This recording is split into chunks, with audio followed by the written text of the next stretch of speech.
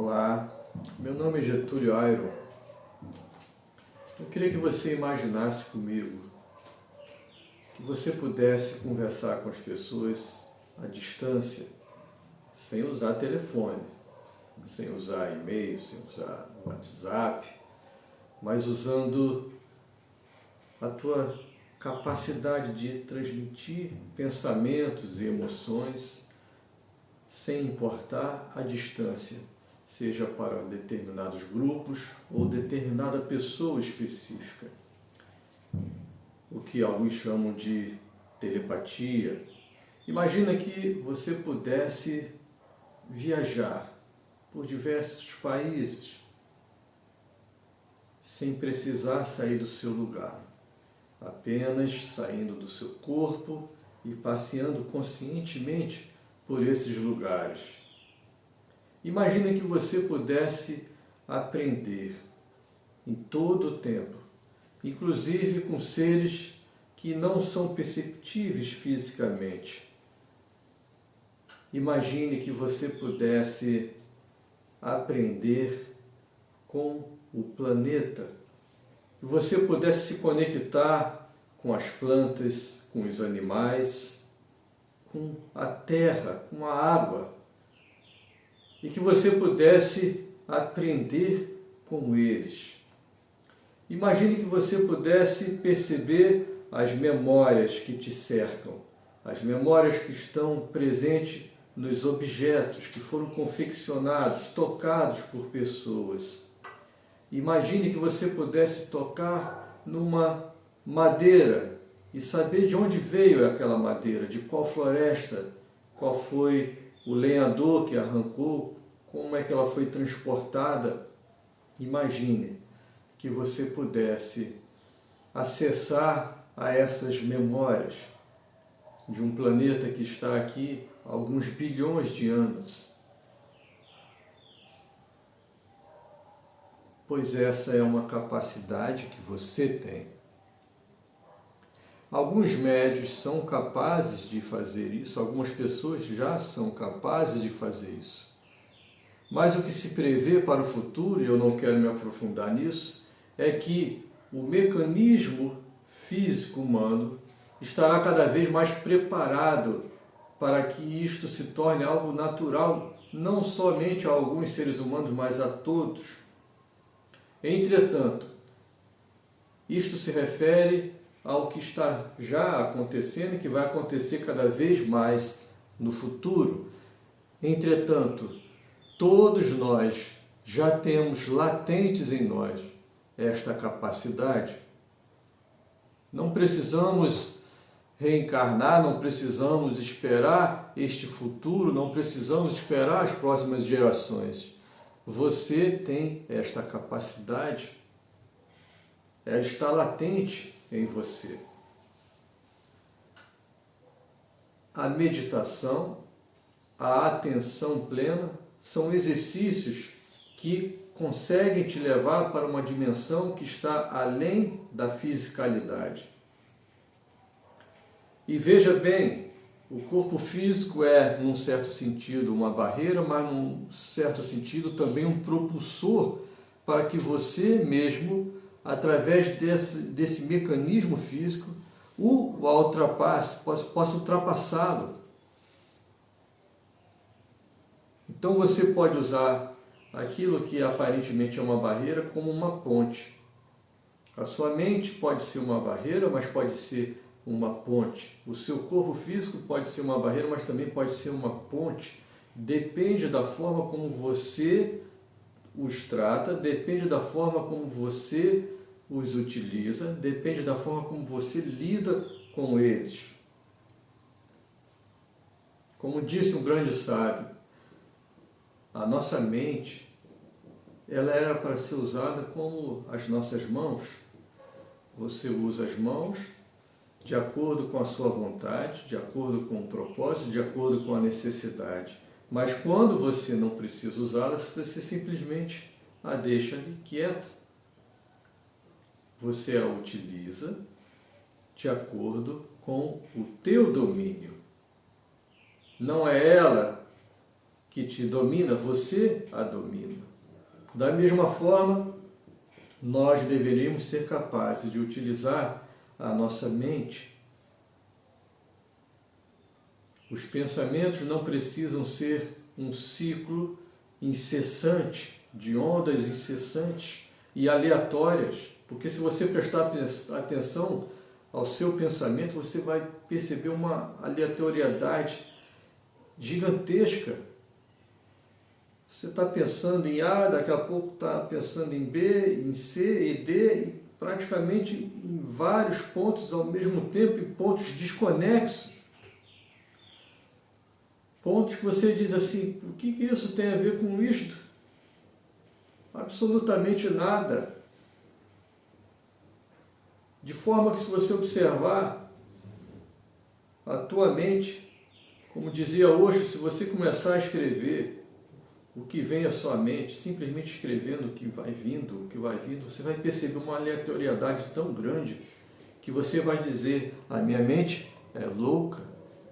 E talvez seja, mas não você, porque você não é a sua mente, você não é o seu corpo, assim como você tem a sua mão, mas você não é ela. Você a tem, mas se você perdê-la, você vai continuar aí sendo você. Mas enquanto você a tem, que bom que você a tem, você pode utilizá-la, mas você deve exercer o domínio sobre ela. Agora imagine que sua mão agisse aleatoriamente à sua vontade. Isto seria considerado um problema? Imagine que sua mão simplesmente se dirigisse ao seu pescoço e começasse a te enforcar. É mais ou menos isso que a mente tem feito com as pessoas. Tem colocado elas dentro de prisões, tem colocado elas dentro de jaulas, dentro de cercas mentais. Transcender a mente, transcender as limitações do físico, transcender as limitações do corpo-mente, é uma necessidade, é também algo que nós devemos encarar assim, como a sua não realização, como um grande desperdício do potencial humano. Diz Sadhguru que nós utilizamos apenas 1% desse potencial. 1%. E ele fala, se nós usarmos 100%, não do potencial sobre-humano, mas do potencial humano, nós já seremos considerados, obviamente, como deuses. Mas ele está falando, isso é apenas a dimensão do que é ser humano. Não há nada de sobre-humano nisto. Porém, nós vivemos tão abaixo do nosso potencial, tão abaixo deste potencial, que há alguém que seja capaz, isto segundo Sadhguru, de utilizar cerca de 10%, apenas 10% da sua potencialidade, será considerado como alguém sobre-humano. Então veja bem, os místicos já há muitos milênios, os grandes yogis há milênios, eles dizem que nós somos capazes de tudo isto que nós falamos no começo. Os grandes pajés, os grandes xamãs, eles falam, por exemplo, que conseguem conversar com as plantas e que as plantas dizem para eles para o que elas servem. Olha, eu curo doenças pulmonares, doenças do fígado, eu melhoro a digestão, eu melhoro os rins, eu melhoro a memória, eu acalmo, eu dou força, eu dou energia. E isso parece loucura, não é? Mas Deus escolheu as coisas loucas deste mundo para confundir as sábias. Isso está lá em 1 Coríntios, capítulo 1, verso 27. Eu vou ler esses 3 versículos, do verso 27 ao 29. Diz assim: mas Deus escolheu as coisas loucas deste mundo para confundir as sábias, e Deus escolheu as coisas fracas deste mundo para confundir as fortes. E Deus escolheu as coisas vis deste mundo e as desprezíveis, e as que não são, para aniquilar as que são, para que nenhuma carne se glorie perante Ele. Olha só que interessante. Se você quer entender o que é uma roseira, não adianta a simples descrição de uma roseira, não adianta alguém dizer, nasce uma flor muito bonita e o seu caule tem alguns espinhos, mas ela exala um cheiro maravilhoso. É diferente, isso são conceituações. Quando você chega lá e encosta e toca em suas folhas e cheira a flor, quando você se integra, aí aquilo passa a fazer parte da sua experiência. Você está experienciando, não se trata apenas de conceito. Tente compreender intelectualmente a música e você vai estar destruindo a essência da música. Coloca lá, a música são notas assim, matematicamente funcionam dessa forma, é necessário os intervalos entre uma nota e outra. Tudo bem, para alguém que quer se formar em música, estudar isso é importante, mas para quem quer sentir e compreender a música, basta a música, basta ouvi-la, basta sentir.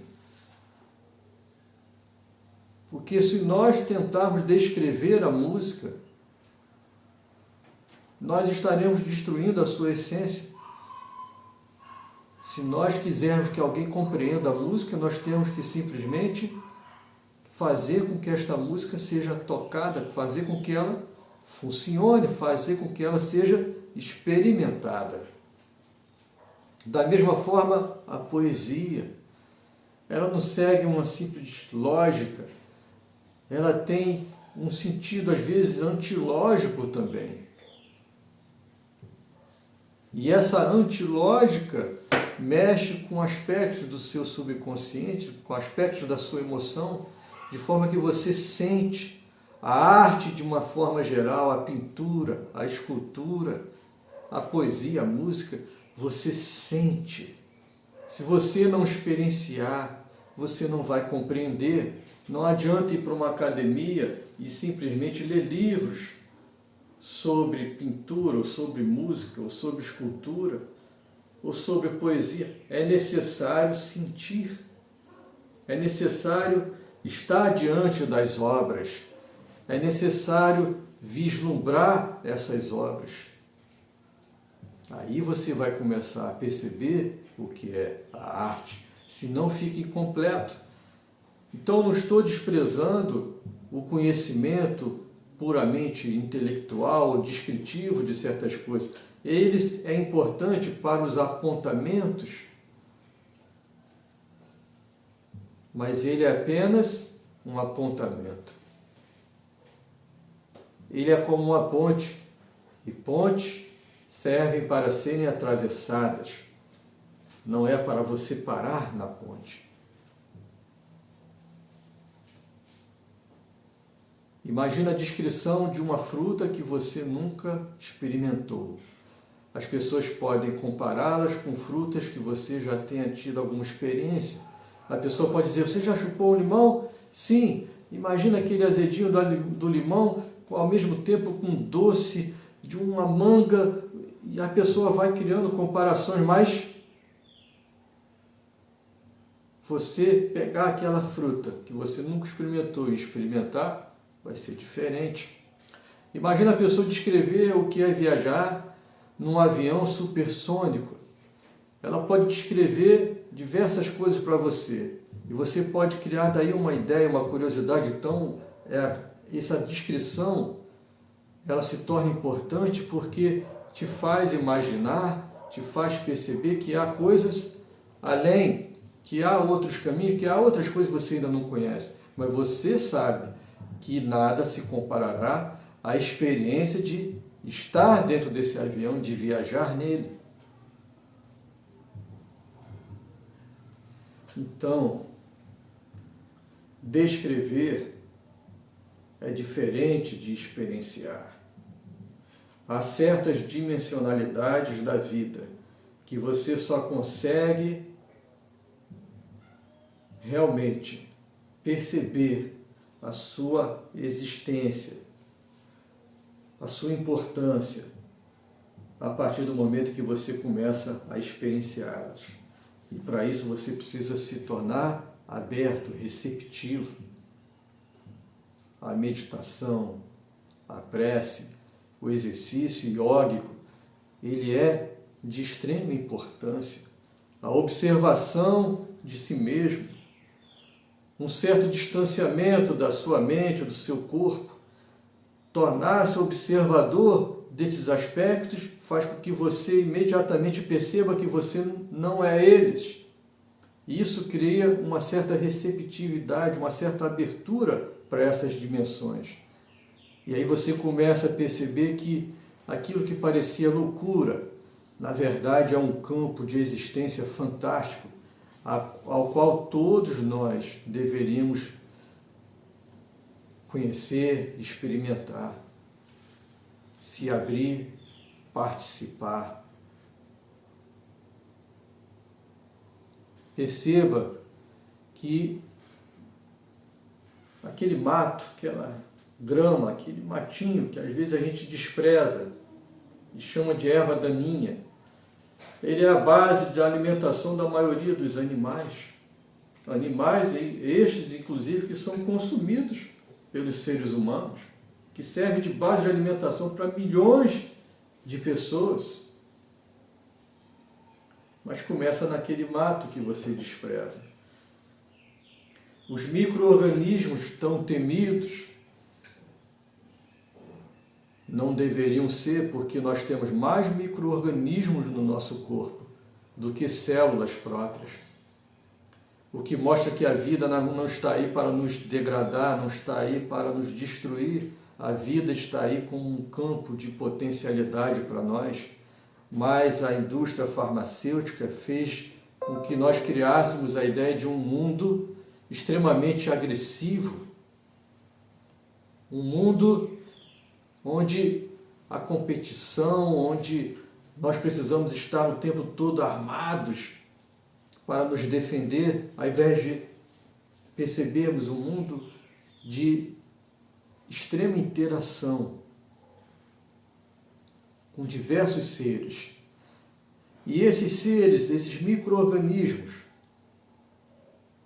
muitas vezes temidos, muitas vezes tratados como algo assim extremamente inferior, eles estão na base da cadeia alimentar. Se eles sumissem do planeta, provavelmente nós também seríamos extinguidos.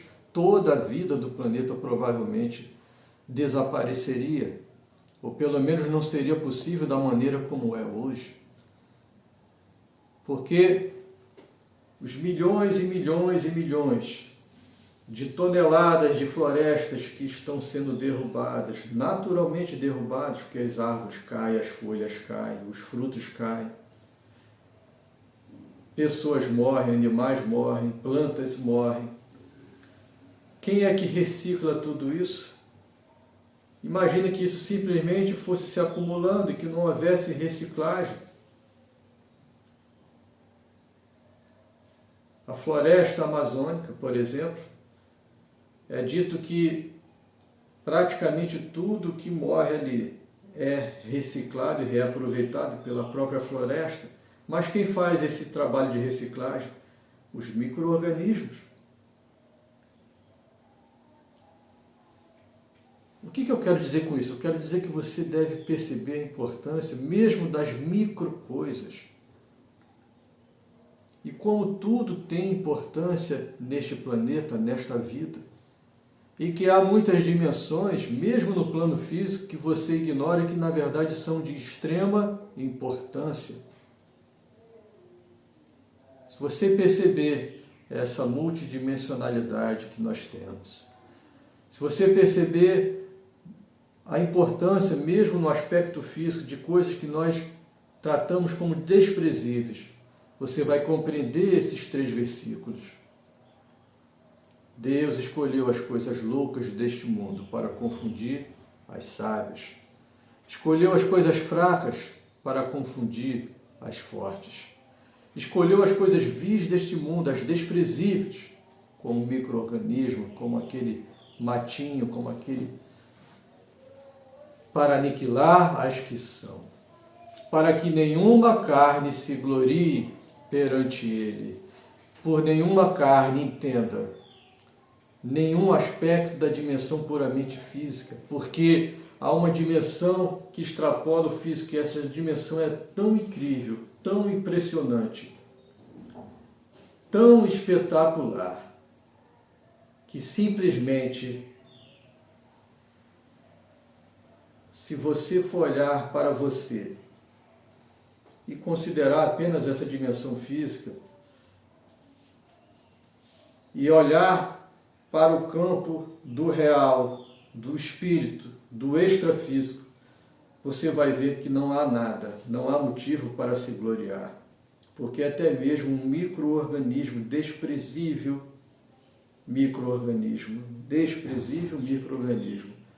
tem uma função tão maravilhosa nesse plano físico, que mesmo diante dele você precisa ter uma certa reverência.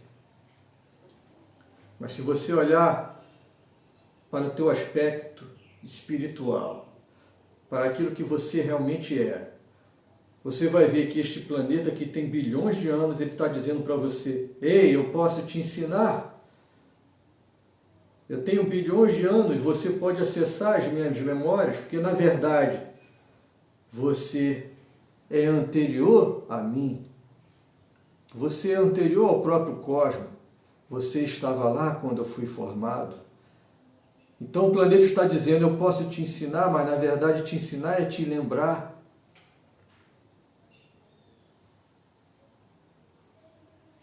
O planeta está dizendo para você: eu posso te ensinar muitas coisas, mas na verdade você é muito maior do que eu, porque você estava lá quando eu fui formado. E essa é a dimensão do teu ser real. Este ser pode acessar a qualquer conhecimento, está aí como potencial dentro de você. Entre em silêncio. Experimente como exercício, simplesmente ficar em silêncio e observar a sua respiração. Tente fazer isso ao menos 30 minutos por dia, e uma nova dimensionalidade vai começar a surgir dentro de você. Faça, experimente. Meu nome é Getúlio Ayron, e se isso faz sentido para você, então compartilhe com as pessoas que você ama, para que elas percebam que há um potencial muito grande dentro delas e que pode trazer uma nova dimensão para suas vidas. Uma dimensão que logicamente trará também um estado de felicidade, de alegria, de plenitude. Muito obrigado por ter me acompanhado até aqui. Seja o seu dia excelente. Muito obrigado.